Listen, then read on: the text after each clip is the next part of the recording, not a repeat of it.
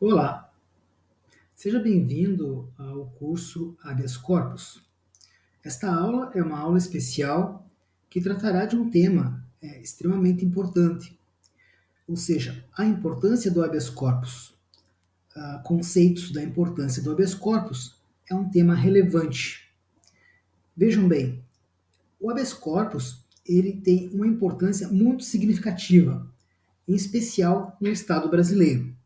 Haja vista que, no artigo 5º, no inciso 15, consta que é livre a locomoção no território nacional em tempo de paz.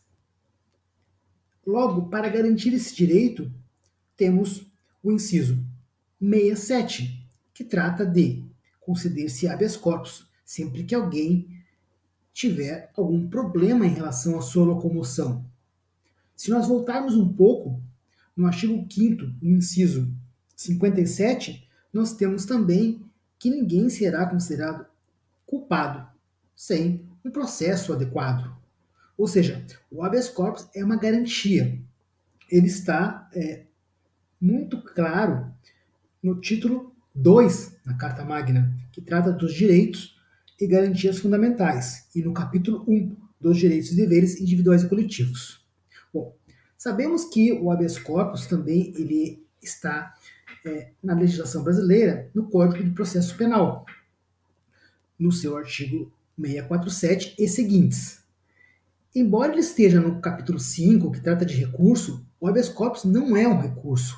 O habeas corpus é uma ação autônoma de impugnação.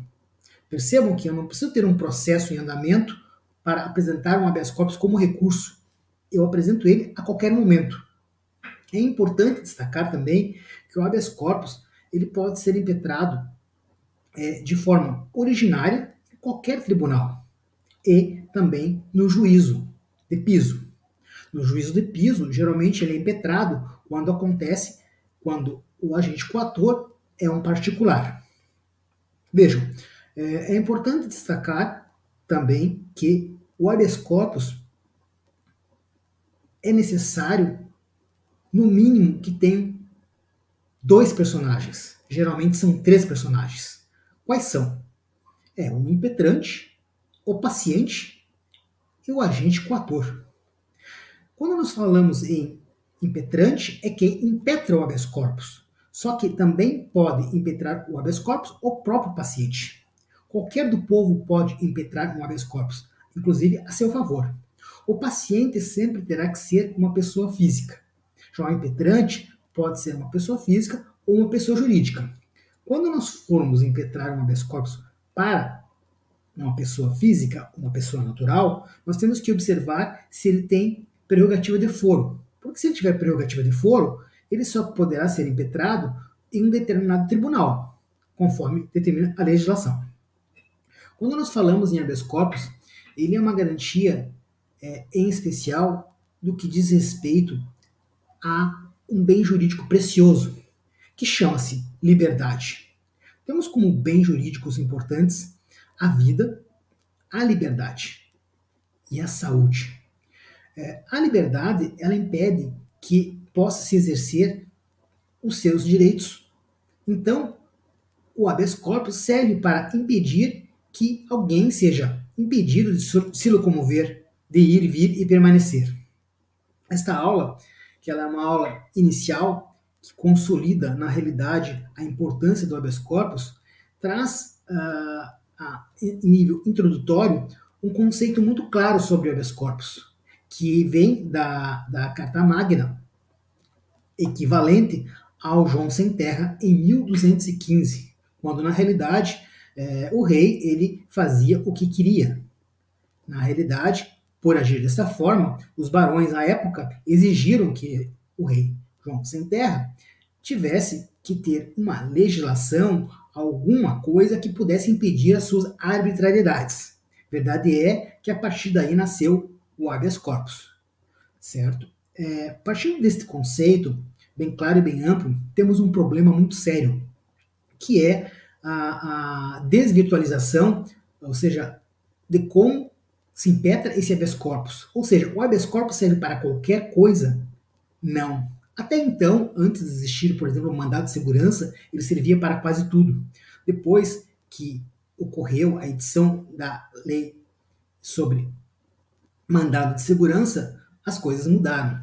O habeas corpus ele só serve para, efetivamente, se houver risco sobre a questão da sua liberdade, ou se você estiver preso. Certo? Temos dois tipos de habeas corpus, que é o preventivo, certo? E o habeas corpus quando a pessoa já se encontra presa. O habeas corpus geralmente ele é impetrado quando, às vezes, já existe um pedido de revogação de uma prisão temporária. A prisão temporária poderia ser uma prisão preventiva, por exemplo. Então, o que acontece na prisão preventiva?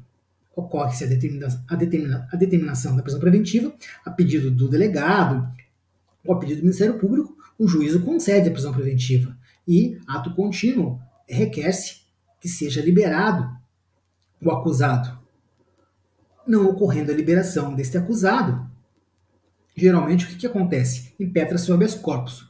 Posso impetrar o habeas corpus no juízo de piso ou posso bater diretamente na porta do STF e impetrar o habeas corpus. Ocorre que quando você impetra o habeas corpus em um tribunal distante do tribunal de piso, ocorre que os tribunais, por meio do seu relator, denegam, no sentido de não conhecer o habeas corpus, por compreenderem que ele está sendo usado como substitutivo de um recurso adequado. Porque quando você impetra um habeas corpus, quando você obtém um resultado denegatório, você vai fazer o quê? Você vai impetrar um recurso ordinário em HC, para que seja apreciado por que motivo foi denegado, para que seja mantida a denegação, ou seja, efetivamente concedida a liberdade. Mas existe uma situação muito interessante, que é o quê? Que é quando a situação ela é tão teratológica, ou seja, tão gritante de ilegalidade, que, embora não se conheça o habeas corpus, ele é concedido de ofício. Porque não é possível que um magistrado, na condição de desembargador, na condição de ministro, tenha conhecimento de uma situação absolutamente irregular e mantenha. É obrigação do magistrado conceder o habeas corpus de ofício. Regra geral, nós temos uma bibliografia escassa no mercado editorial acerca do habeas corpus. Não se tem estudos muito profundos sobre esse tema. Então, motivo pelo qual foi idealizado este curso, no sentido de trazer conceitos e demonstrar, por meio de 6 módulos, como que funciona o trâmite do habeas corpus. Esta aula inicial é uma aula especial que trata dos conceitos básicos sobre habeas corpus, para compreender como que é o rito do habeas corpus. Por enquanto seria isso, e continuamos na sequência com os 6 módulos para que sejam explorados todos os meios de impetrar um habeas corpus e a forma mais adequada de se obter a sua concessão. Obrigado.